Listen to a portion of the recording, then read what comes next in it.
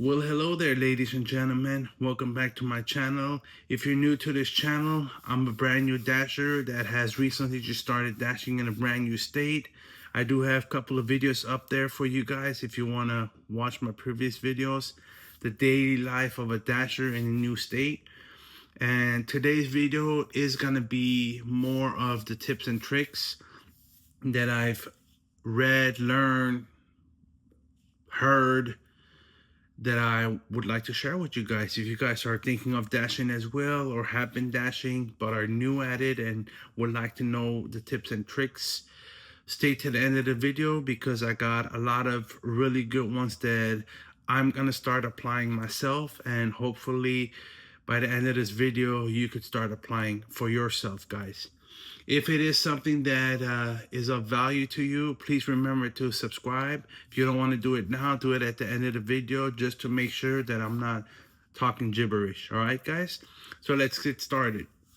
Point number one, or trick or tip number one, is dash during the highest paying hours. Okay, now this could be something that's just in my zone or in my city or state, but the best times as specified is usually breakfast, which is 6:30 a.m. to 9:30 a.m., lunch, which is 11 a.m. to 2 p.m., and also dinner, which is 5 to 9 p.m.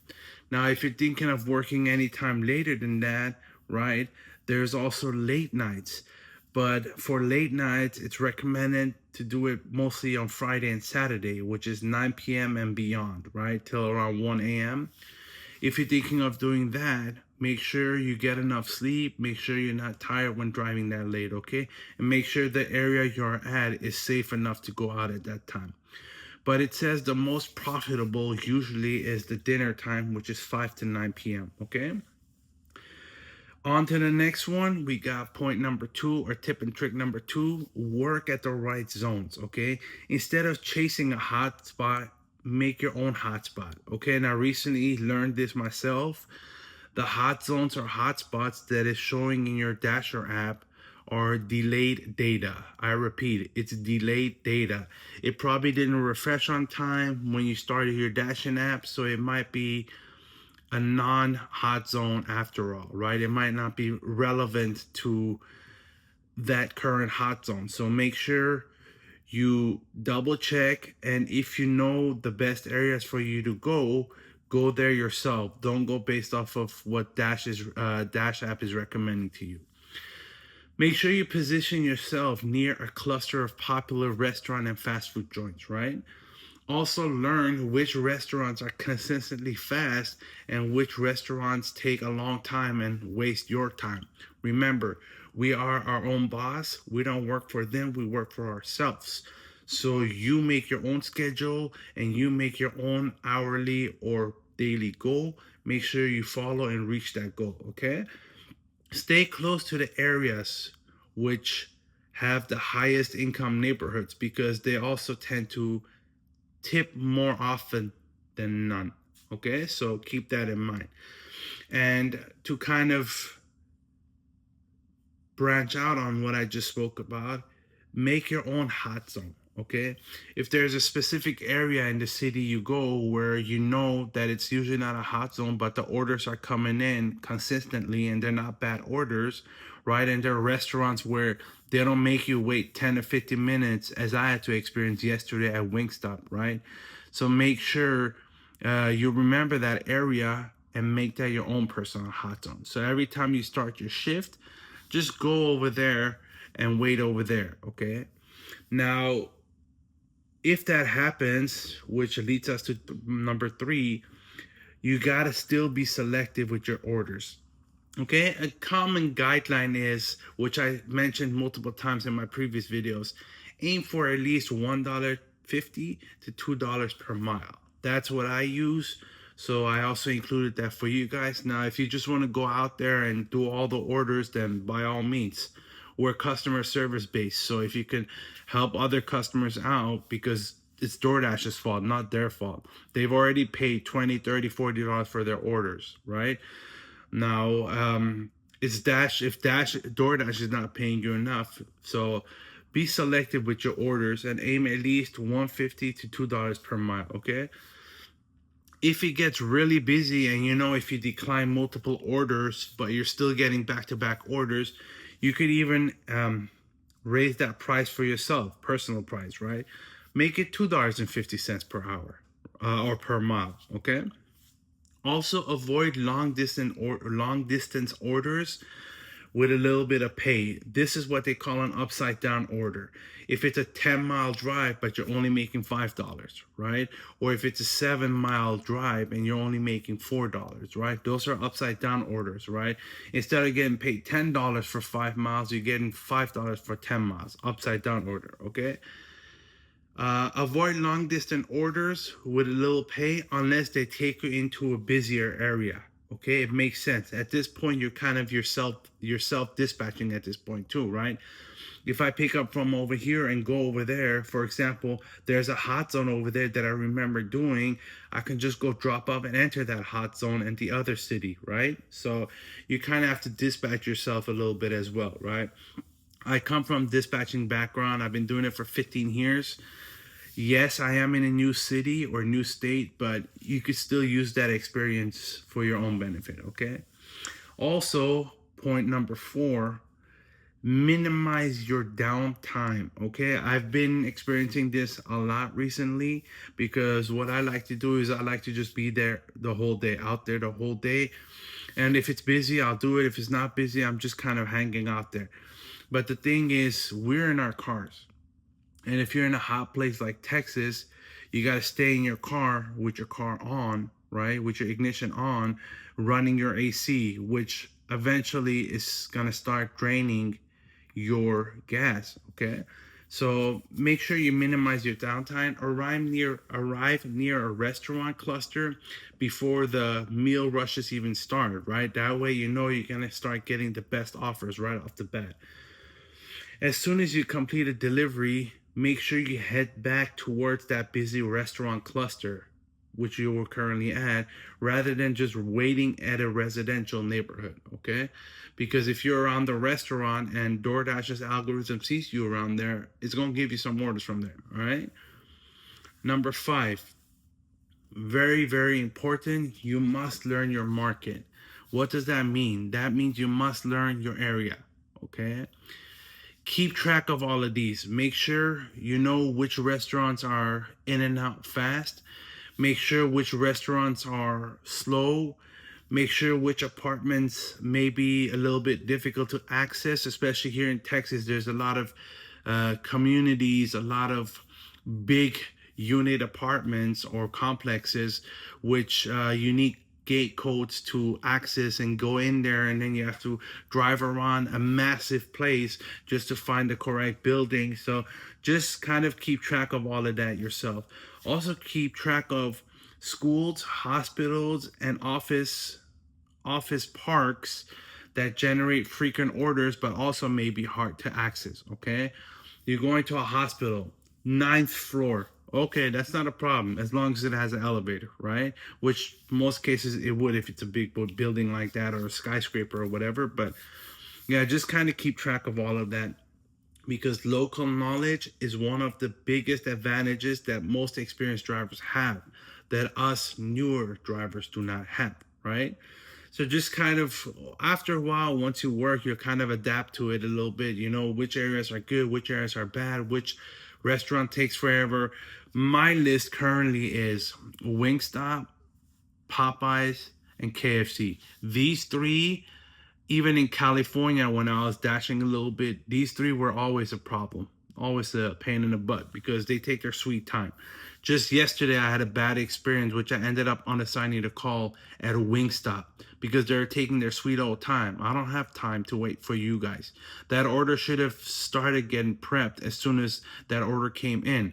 Not wait till the driver comes, then we're going to prep the order. No, because the customer wants their food and I want to pick up that food and get my money, right? That's what we're doing it for. So just kind of keep track of all that.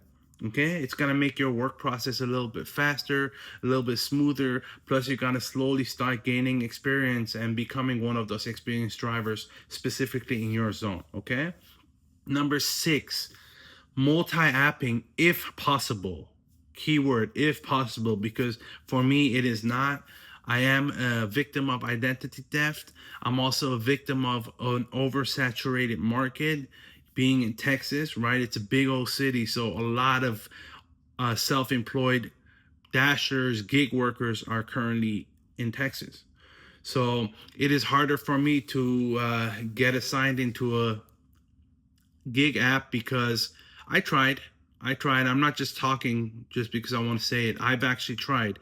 Just recently, I applied for Instacart. I'm on wait list. Just recently, I applied for Grubhub. I'm on the wait list. And Uber Eats, don't even get me started on Uber Eats. I can make an entire video on just Uber Eats and how they totally betrayed me. But again, it goes back to the identity theft story. That I'll say that for another day. But if you are able to multitask, go ahead and do so. Okay. So Uber Eats, Grubhub, Spark Driver, Amazon Flex Driver, Instacart, Shipped. What is the other one? The recent one I learned about, Fuja, something like that. Um, Expedite. There's different gig apps you can use if your area allows it, if your zone allows it, and you don't have a humongous waiting list as Texas does. Okay. And make sure you only accept one order at a time unless you're able to multitask and multi-app in this sense, right, that we're talking about, because you don't want to pick up orders that may be in opposite directions. How are you going to route yourself? What's the closest one? If you're in the middle, you have a pickup here and you have a pickup there. How are you going to do it? If you go this way, you got to turn around and come back this way. If you go this back, you got to turn around and come this way. So make sure you kind of look at things like this and accept one order at a time if you can, right? That way you don't overwhelm and overwork yourself, and your customer service stays on point, because that's what we're doing it for. Number 7, make sure you keep your completion rate high. Okay, there's a acceptance rate and there's a completion rate. The acceptance rate will fluctuate as you decline and accept orders, right? Because we want that $1.50 to $2 per mile, right? So that will fluctuate. Don't let it scare you, but your completion rate needs to remain high. Okay. I don't know if it's gonna lead to you getting thrown out of the app, right? Or what is the word they say? Ban you from the app. But I know that the completion rate needs to stay high, because that shows you, or that shows the algorithm or DoorDash that you're actually completing these orders, right? We're humans. We all tend to make mistakes, understandably so, but it depends on the mistake, right? If you dropped it off at the correct location, you gave it to, let's say, a, what do they call those people that's a receptionist, right? Let's say you gave it to a receptionist and you told them, okay, the order is for such and such, and they say, yeah, okay, no problem, yeah, I can give it to them, and the order never gets to them. That's technically not your fault, because maybe per instruction it told you to give it to the receptionist, which you did, and whatever happened after, you weren't there. So your acceptance rate might drop, because that customer is going to say, dude, I never got my order, right? You accepted the order, not exception, your completion, excuse me. Your completion rate might take a hit, because you completed the order, but the customer don't have their order. So be advised, all right? Now there's more negativity that we can get into, which I don't want to get into, because before I was doing DoorDash driving, I'm currently still a DoorDash customer too, as well as Uber Eats. I order a lot from these platforms, and sometimes the driver is just not cooperative, or they just don't care. They don't care. I order food, and I used to work back in California. I used to work at an office, and that office literally only had 2 doors you had to get into in order to drop off to the customer, which in this case was me. It wasn't even during the Rona time. I don't know why he thought it's going to be a good idea to just drop it off right outside.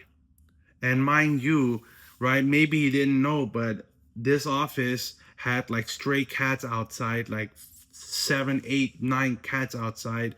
And just imagine if I didn't pay attention to my phone where the driver said I completed your order and I didn't go to pick up my food on time. You know what those cats would do? Yeah, they would devour my food.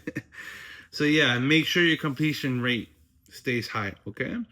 You can decline offers that aren't worth it though. Keep that in mind. But once you accept an order, make sure you complete it when it's possible. This will help maintain a good standing on the platform, right? As I said, it may lead to getting suspended or banned from the app. Not 100% sure. Thanks God I never had to experience that, but you don't want to risk it, right? Which one were we on? Number 7, number 8, right? Set an hourly goal for yourself. Now there's two similar ones. Set an hourly goal, set a daily goal, okay? Setting an hourly goal, self-explanatory, right? Most places you actually go to work as an actual employee, right? You get paid a certain amount per hour. Use that, apply that with dashing as well, or with gig apping as well, right? Talk to yourself, tell yourself, okay, I want to get $20 to $25 an hour, which is good. Or I want to get $25 to $35 an hour, which is very good. Or I want to get $35 and more an hour, which is phenomenal. It's excellent if you can. So kind of give yourself an hourly rate that you want to do, which would lead to a daily goal. But make sure you make that separately. Make sure you make a daily goal for yourself. $150, $200, $250. Keep in mind, this daily total goal will not be applicable. Let me rephrase.